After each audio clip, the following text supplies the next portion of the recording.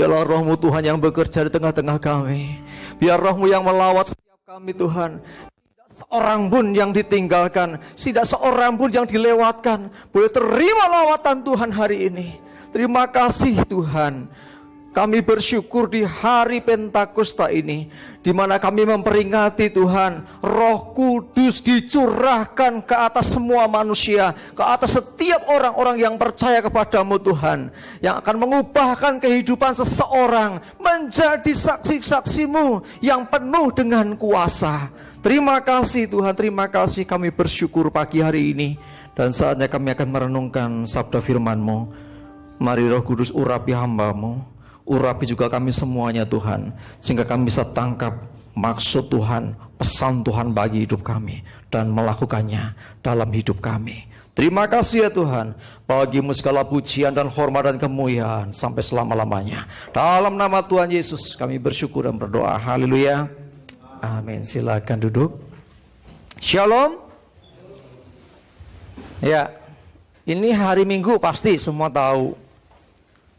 Seharusnya hari ini tanggal merah kalau toh tidak Minggu, tapi kebetulan Minggu ya. Nah pertanyaannya adalah, kenapa saya katakan andekan tidak Minggu, seharusnya ini hari tanggal merah khususnya buat gereja Tuhan. Kita memperingati apa hari ini? Ya, sebetulnya ada dua peringatan. Kadang-kadang Minggu itu satu memperingati kebangkitan Yesus juga pas Minggu. Nah pencurahan Roh Kudus juga terjadi ya pas hari Minggu juga. Saudaraku dikasihi Tuhan, bicara tentang pencurahan Roh Kudus, sesungguhnya kita tidak lepas dari apa yang Tuhan Yesus sendiri sudah sampaikan sebelumnya. Jadi tidak serta-merta langsung Roh Kudus datang, tidak. Yesus sudah berulang kali menjanjikan itu. Bahkan Alkitab mencatat juga tentang apa yang akan terjadi. Ya, sebelum sesuatu terjadi seringkali Tuhan nyatakan terlebih dahulu. Coba kita lihat Lukas 3 ayat 16. Lukas 3 ayat 16. Saya bacakan. Yohanes menjawab dan berkata kepada semua orang itu, Aku membaptis kamu dengan air, tetapi ia, ingat I besar, ini berarti Tuhan, yang lebih berkuasa daripadaku, akan datang dan membuka tali kasutnya pun aku tidak layak. Ia, ini Tuhan Yesus ya, akan membaptis kamu dengan Roh Kudus dan dengan api. Jemaat dikasih Tuhan, ini Yohanes Pembaptis sudah menyatakan ini. Waktu itu Yohanes Pembaptis berseru-seru ya, dia menjumpai orang-orang ketika orang mendengarkan perkataannya dibaptiskan waktu itu. Itu baptisan air oleh Yohanes Pembaptis. Tetapi Yohanes Pembaptis berkata bahwa ia yang datang kemudian daripada aku. Ia akan membaptis kamu dengan Roh Kudus dan dengan api. Ia yang dimaksud adalah Tuhan Yesus. Jadi yang membaptis Roh Kudus bukan Yohanes, bukan manusia, bukan pendeta. Tetapi yang membaptis Roh Kudus adalah Tuhan Yesus. Coba kita lihat lagi. Lukas 24 ayat 49.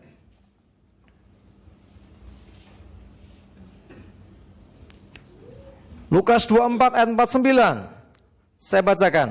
Dan aku akan mengirim kepadamu apa yang dijanjikan Bapakku. Ini Tuhan Yesus yang berkata. Kalau tadi Yohanes, ini Tuhan Yesus. Tetapi kamu harus tinggal di dalam kota ini sampai kamu diperlengkapi dengan kekuasaan dari tempat tinggi. Tuhan Yesus menyatakan, kamu harus tinggal di kota ini. Jangan tinggalkan kota ini. Karena akan diperlengkapi. Setelah diperlengkapi engkau harus pergi. Sebab perintahnya apa? Pergi, jadikan semua bangsa muridku. Pergi, beritakan Injil kepada segala makhluk. Tetapi sebelum pergi, tinggal dulu sampai diperlengkapi dengan kekuasaan dari tempat tinggi. Minggu yang lalu saya sampaikan, kalau seseorang pergi meninggalkan Yerusalem pada masa itu, sebelum diperlengkapi dengan Roh Kudus, atau disebut kekuasaan dari tempat tinggi, dia perginya pasti dengan kepentingannya sendiri. Ya, ada dua murid, satu namanya Kleopas yang ke Emmaus itu, sampai Tuhan saja mengikuti mereka. Sebetulnya secara tidak langsung Yesus mau katakan, jangan pergi dulu, balik kamu ke Yerusalem. Tapi Yesus nggak ngomong gitu, mereka nangkep. Ketika bertemu dengan Tuhan Yesus, pada akhirnya mereka sampai di Emmaus balik lagi. Nggak jelas toh? Di Emmaus itu mau ngapain? Mau dagang? Mau beritakan Injil? Saya yakin bukan itu buat beritakan Injil. Itu berbicara tentang hidupnya sendiri. Karena sesungguhnya Tuhan ingin setiap murid, setiap orang percaya diperlengkapi. Roh Kudus ini luar biasa. Karena dia bisa mengubah seseorang yang tadinya penuh dengan ketakutan menjadi pribadi yang penuh dengan keberanian. Sebagai contoh, Petrus kita kenal semua. Petrus ini orang yang luar biasa, dekat dengan Tuhan. Tapi satu kali ketika Yesus ditangkap, apa yang terjadi? 3 kali dia sangkal Yesus. Ketakutan. Kenapa menyangkal? Karena khawatir. Kalau dia mengaku, ya aku murid Yesus, bakal ditangkap, bakal dianiaya seperti Tuhan Yesus. Sangat-sangat manusiawi. Kadang-kadang kita, Petrus ki piye toh gitu ya. Coba Anda di posisinya Petrus. Kira-kira piye? Tanpa kuasa Roh Kudus yang ada takut. Tetapi perhatikan, setelah dipenuhi Roh Kudus, Petrus berkhotbah di hadapan orang banyak, ribuan orang. Bayangkan, waktu itu Yesus ditangkap, cuma berhadapan dengan beberapa orang aja udah kuat takutan luar biasa. Tapi satu kali ketika Yesus di hadapan orang banyak, dia berani berkhotbah. Dan 3.000. Berapa kalinya tempat ini? Berkali-kali ya. 3.000 orang memberi diri dibaptis. Ini luar biasa. Ya, oke. Kembali, Yesus selalu mengingatkan pentingnya murid-murid tinggal dulu di Yerusalem, jangan pergi dulu. Coba lihat lagi. Kisah Para Rasul 1 ayat 4 dan 5. Ini buka-buka ayat nih. Kisah Para Rasul 1 ayat 4 dan 5. Saya bacakan. Pada suatu hari ketika ia, Tuhan Yesus, makan bersama-sama dengan mereka, murid-muridnya, ia melarang mereka meninggalkan Yerusalem dan menyuruh mereka tinggal di situ menantikan janji Bapa. Yang demikian katanya, telah kamu dengar daripadaku, sebab Yohanes membaptis dengan air, tetapi tidak lama lagi kamu akan dibaptis dengan Roh Kudus. Bicara baptisan Roh Kudus bukan pengajaran baru. Dan hari ini sesungguhnya saya mau beritahu saudara, hari yang istimewa buat gereja Tuhan. Hari ini ulang tahun gereja Tuhan. Gereja lahir pada hari Pentakosta. Mungkin kita dengar, loh, bukankah orang Kristen pertama disebut di Antioquia? Betul. Disebut Kristen di Antioquia, tetapi bukan di Antioquia juga sebetulnya orang menjadi Kristen sesungguhnya. Tetapi orang mengenal, disebut sebagai orang Kristen di Antioquia. Tapi gereja lahir adalah pada hari Pentakosta. Karena setelah Pentakosta kita tahu, baca Alkitab saudara akan menemukan mereka mulai berkumpul dalam pengajaran rasul-rasul. Mereka mulai mengadakan satu komunitas dari rumah ke rumah sambil memecah roti dan sebagainya. Sebelumnya tidak. Itulah makanya hari Pentakosta bisa diartikan sebagai hari lahirnya gereja Tuhan. Ini ulang tahun gitu. Bukan ulang tahun Jevan ya, masih lama. Ulang tahun gereja Tuhan seluruh dunia. Jemaat dikasih Tuhan, Roh Kudus mengambil peranan penting dalam kehidupan orang percaya. Jadi, kalau Tuhan Yesus sampai melarang ini bukan pilihan. Kamu boleh pergi, boleh, dan tidak melarang. Artinya nggak boleh, itu loh. Saudara, kalau melarang itu mesti kan jangan gitu kan. Jangan kamu makan ini, jangan kamu begitu, itu larangan. Yesus berkata, jangan kamu meninggalkan Yerusalem sampai kamu menerima janji Bapa. Yaitu apa?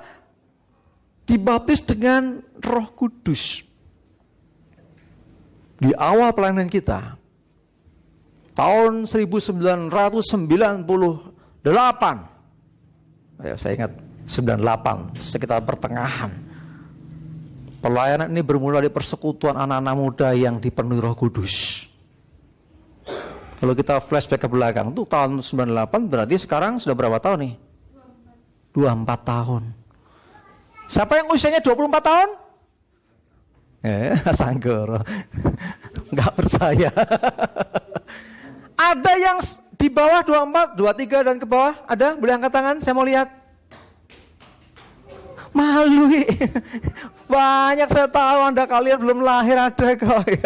Ya.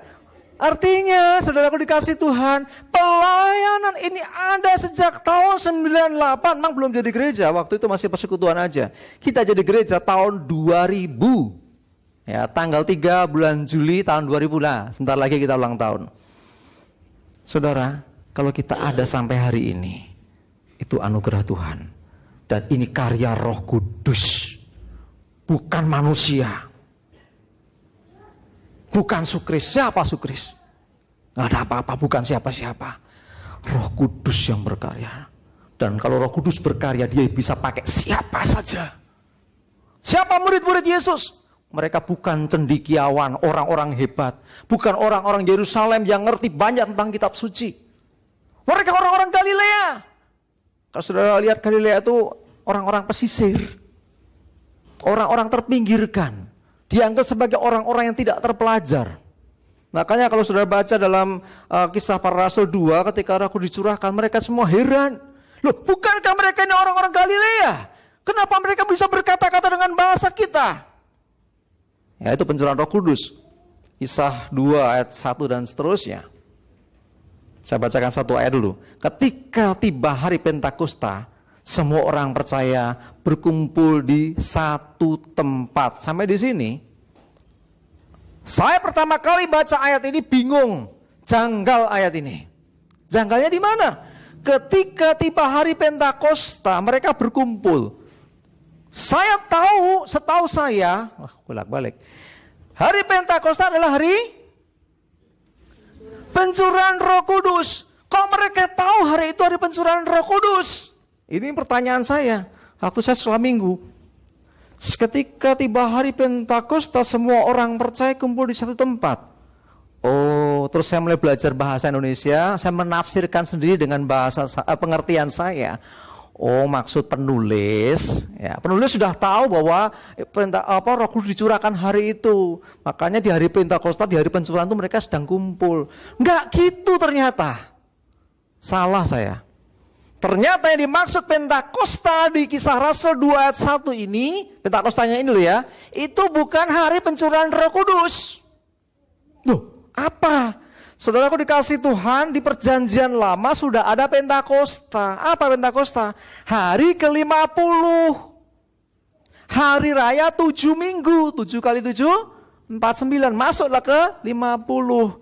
Itu peringatan orang Yahudi. Mereka berkumpul, mereka membawa hasil panen yang luar biasa pada masa itu. Peringatan, ucap syukur karena panen yang melimpah.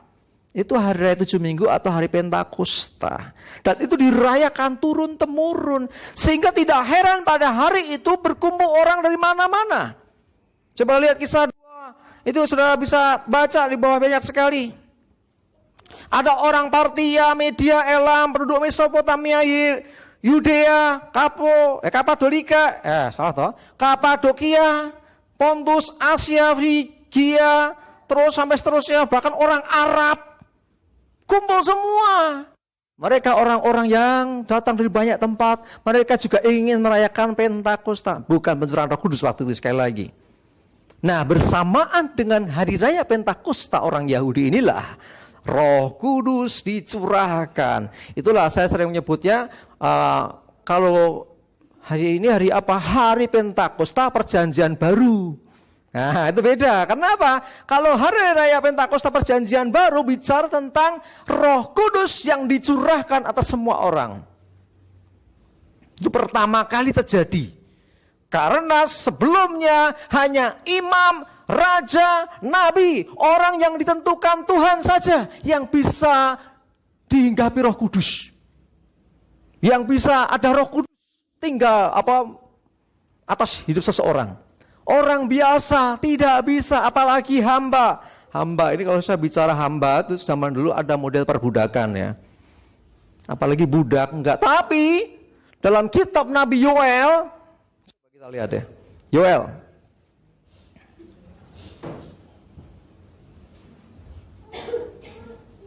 Yoel pasal yang kedua.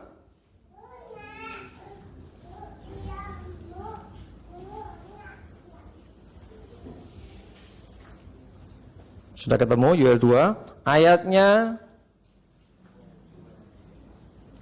sebentar.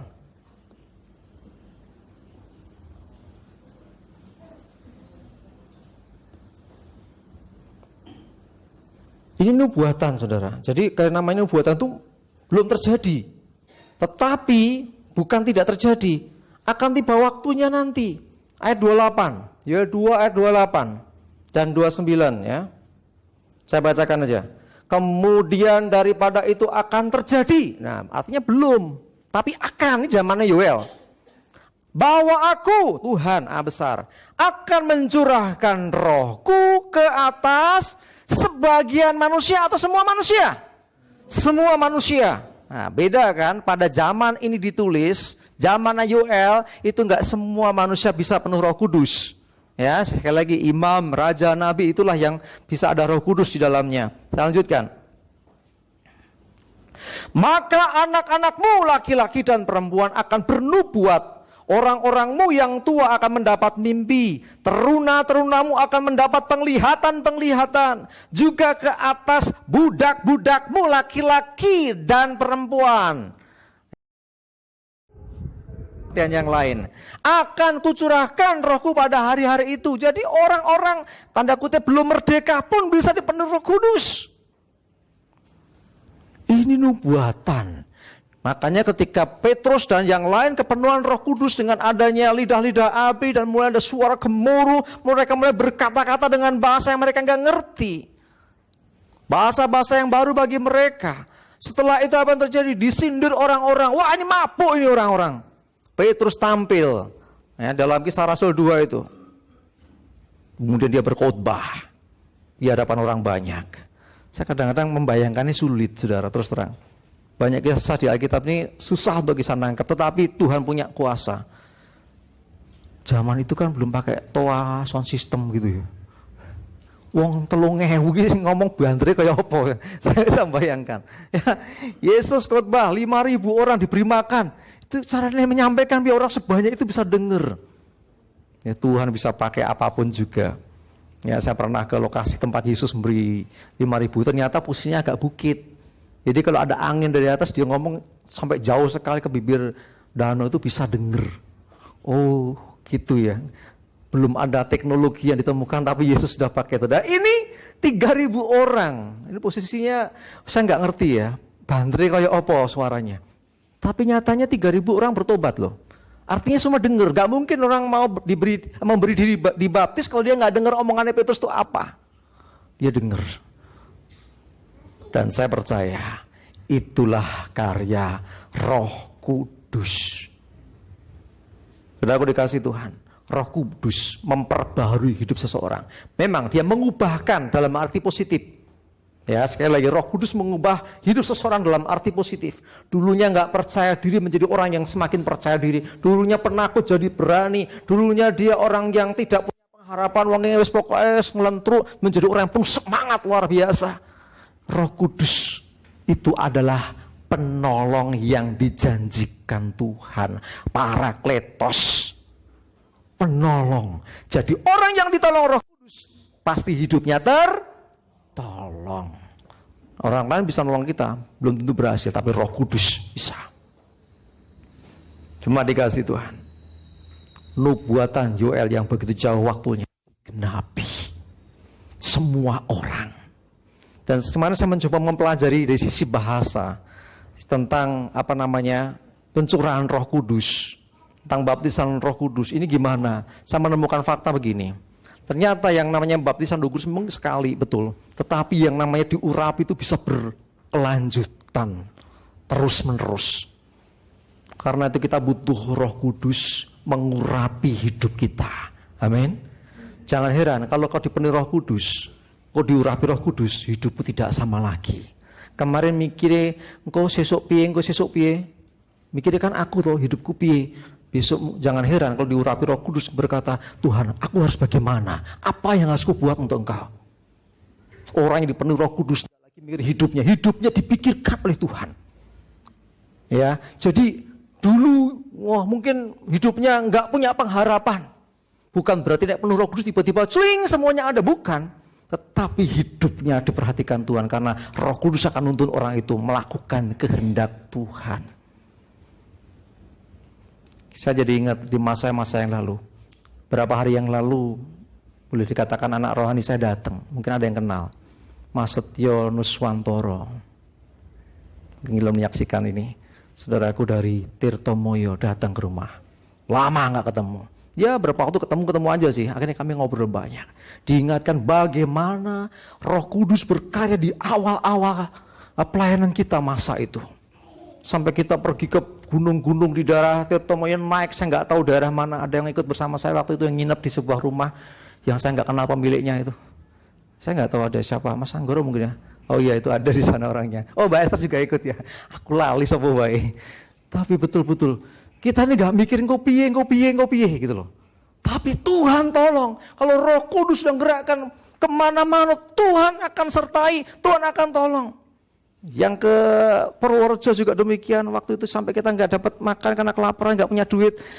Lupa ngitung kumangane piye. Terus terang pikiran, maaf sekali pikiran saya. Ngotot kokon dijamu sendiri omah gitu loh. Ternyata snack doang. Waduh iki luwe kabeh sambat. Mbak Nini ingat sekali dia ngomong, "Wah, lapar. Aduh. Nih duitnya cuma gue tuku tiket bis ini." Lah piye Pak? Ya piye Mas? Gini aja. Yuk kita cepat-cepat dang pamitan wae. Karena gak tahu lagi mesti berbuat apa. Saya berdoa, Tuhan iki masak cuma gini tok. Nyata Tuhan gerakkan seseorang. Ada suami istri yang sudah sepuh. Sudah almarhum sekarang ini, Mbah Glondong. Dia minta kita layani, didoakan, terima Yesus. Tapi sebelumnya dijamu dulu sama mereka. Dan uniknya saya tanya sama mbahnya, "Mbah, kok jenengannya diakan ayam segini banyaknya sudah digoreng, dipotong itu, dipotong-potong dikasih di meja makan." Dia bilang apa? "Pagi-pagi ada yang nyuruh saya beli ayam." Siapa yang nyuruh? Nggak tahu, suruh beli aja. Bakal ono tamu. Sampai ditunggu-tunggu tamunya siapa? Nggak tahu dia juga. Aneh, Tuhan bisa pakai apa saja. Roh Kudus bisa gerakan orang yang kita nggak pernah pikirkan untuk memelihara kita. Kasih makan, puji Tuhan, kenyang semua. Pulang, haleluya, nggak lapar lagi. Loh, itu kan cara Tuhan. Kita nggak mikir jauh itu. Secara manusia itu kebodohan. Kenapa sih wong pelayanan misi kok ora persiapan? Ya, tapi di balik kebodohan kita, kalau kita bersama dengan Tuhan, Tuhan pasti tolong. Amin. Tapi jangan bodoh-bodoh juga sih, kita harus berhikmat. Tapi nek jenenge menungso laleh ya, nganggo lali, nganggo lupa, ya enggak apa-apa, Tuhan pasti tolong asal hati kita murni, tulus untuk Tuhan. Amin. Ya, oke. Mari kita lihat lagi ke peristiwa Pentakosta, pencurahan Roh Kudus dalam Kisah Para Rasul 2 ini. Saya akan bacakan dengan cepat. Ketika tiba hari Pentakosta, semua orang percaya berkumpul di satu tempat. Ya, sekali lagi Pentakosta ini hari raya orang Yahudi. Mereka pas hari raya orang Yahudi itu, mereka kumpul. Tiba-tiba turunlah dari langit suatu bunyi yang seperti tiupan angin keras yang memenuhi seluruh rumah di mana mereka duduk. Dan tampaklah kepada mereka lidah-lidah seperti nyala api yang bertebaran dan hingga pada mereka masing-masing. Maka penuhlah mereka dengan Roh Kudus. Perhatikan, mereka penuh Roh Kudus. Mereka bukan imam, mereka bukan raja, mereka bukan nabi, mereka orang-orang biasa. Penuh Roh Kudus. Ini satu penggenapan yang dituliskan yang kita sempat baca tadi dalam kitab Yoel 2 ayat 18 ya. 28 ya. 28 tadi. Itu digenapi waktu itu. Ini peristiwa nggak biasa. Ini luar biasa. Biasanya hanya orang tertentu. Ini mereka semua dipenuhi Roh Kudus. Lalu mereka mulai berkata-kata dalam bahasa-bahasa lain seperti yang diberikan roh itu kepada mereka untuk mengatakannya. Waktu itu di Yerusalem diam orang-orang Yahudi yang saleh dari segala bangsa di bawah kolong langit. Ketika bunyi turun bunyi itu berkerumunlah orang banyak. Jadi mereka ngumpul di satu ruangan, dengar suara heboh itu mereka berkerumun mendekat. Mereka bingung karena mereka masing-masing mendengar rasul-rasul itu berkata-kata dalam bahasa mereka sendiri. Mereka tercengang-cengang dan heran lalu berkata, "Bukankah mereka semua yang berkata-kata itu orang Galilea? Orang Galilea bukan orang Yerusalem. Orang-orang nggak pinter tuh. Nelayan kebanyakan. Ya itulah. Bagaimana mungkin masing-masing, saya ulangi, bagaimana mungkin kita masing-masing mendengar mereka berkata-kata dalam bahasa kita sendiri, yaitu bahasa yang kita pakai di negeri asal kita. Kita orang Partia, Media, Elam, penduduk Mesopotamia, Yudea dan Kapadokia, Pontus dan Asia, Frigia dan Pamfilia, Mesir dan daerah-daerah Libya yang berdekatan dengan Kirene, pendatang-pendatang dari Roma, baik orang Yahudi maupun penganut agama Yahudi, orang Kreta dan orang Arab. Kita mendengar mereka berkata-kata dalam bahasa kita sendiri tentang perbuatan-perbuatan besar yang dilakukan Allah. Dahsyat saudara. Orang-orang itu bisa ngomong dengan begitu beragam bahasa. Ini pesan Tuhan. Karena Injil harus diberitakan kepada segala bangsa. Hari itu menjadi momentum yang luar biasa. Bayangkan, yang berkumpul ini orang-orang Yahudi yang sudah tinggal di Arab, di Mesir, di mana-mana kumpul di situ. Mereka juga sebagian bukan orang situ mungkin karena mereka hanya menganut agama Yahudi. Tetapi ketika mereka mendengar satu yang dahsyat itu, mereka kumpul mendengar semakin dekat. Kok bisa? Dan saudara tahu, akhirnya ya, Petrus tampil setelah itu. Saudara baca lanjutannya. Terlalu panjang saya baca di sini. Ya, Petrus tampil, dia berkhotbah dan akhirnya 3.000 orang. Inilah gereja. Dan setelah itu mereka kembali ke daerahnya. Mereka beritakan Injil di daerahnya masing-masing. Ada yang di Asia, ada yang sampai ke daerah-daerah lain, sehingga akhirnya Injil sampai di Jatiteken. Ya, sampai di mana-mana, bahkan sampai di Papua, di pelosok. Bermula dari peristiwa Pentakosta. Mari maknai Pentakosta ini sebagai hari lahirnya gereja Tuhan. Karena setelah itu hidup mereka tidak sama lagi. Orang-orang yang penuh Roh Kudus ini gak sama lagi. Mereka berubah. Mereka penuh keberanian memberitakan Injil. Ingat Kisah 1 ayat 8. Kamu akan terima kuasa kalau Roh Kudus turun ke atas kamu dan kamu akan menjadi saksiku di Yerusalem, di seluruh Yudea, Samaria, bahkan sampai ke ujung bumi loh itu loh. Itulah pesan Tuhan buat kita hari ini. Saudara dan saya punya mandat memberitakan, bukan mengkristenkan. Beritakan, orang dengar nggak dengar, nggak masalah. Memberitakan itu seperti seorang penyiar berita. Selamat sore. Pemirsa, hari ini telah terjadi gempa bumi yang dahsyat melanda Asia Tengah. Misalkan saya siaran di sini, saudara di rumah nonton TV, matiin. Aku nonton berita itu. Apakah saya menghentikan siaran? Tidak. Penyiar berita di Jakarta melakukan siaran berita. Saudara matikan TV, dia tetap siaran. Itulah kita harusnya. Beritakan. Orang nggak percaya, bukan salah kita. Sing penting tugas kita mewartakan. Dan sekali lagi, Roh Kudus akan mengubah hidup seseorang. Saudara dan saya akan mengalami hidup yang diubahkan ketika ada Roh Kudus atas hidup kita. Amin. Kita akan berdoa pagi hari ini. Kita akan minta supaya Roh Kudus memenuhi setiap kita. Supaya ada kuasa Tuhan menyertai akan hidup kita. Membuat kita gak khawatir akan hidup lagi. Gak takut lagi. Dan fokus kita bukan aku. Tapi mulai fokusnya kepada Tuhan. Tuhan, Engkau mau apa dari hidupku? Hidupku yang tidak lama lagi di dunia. Gak ada sampai 100 tahun lagi. Aku gak mau sia-sia. Aku mau Engkau pakai.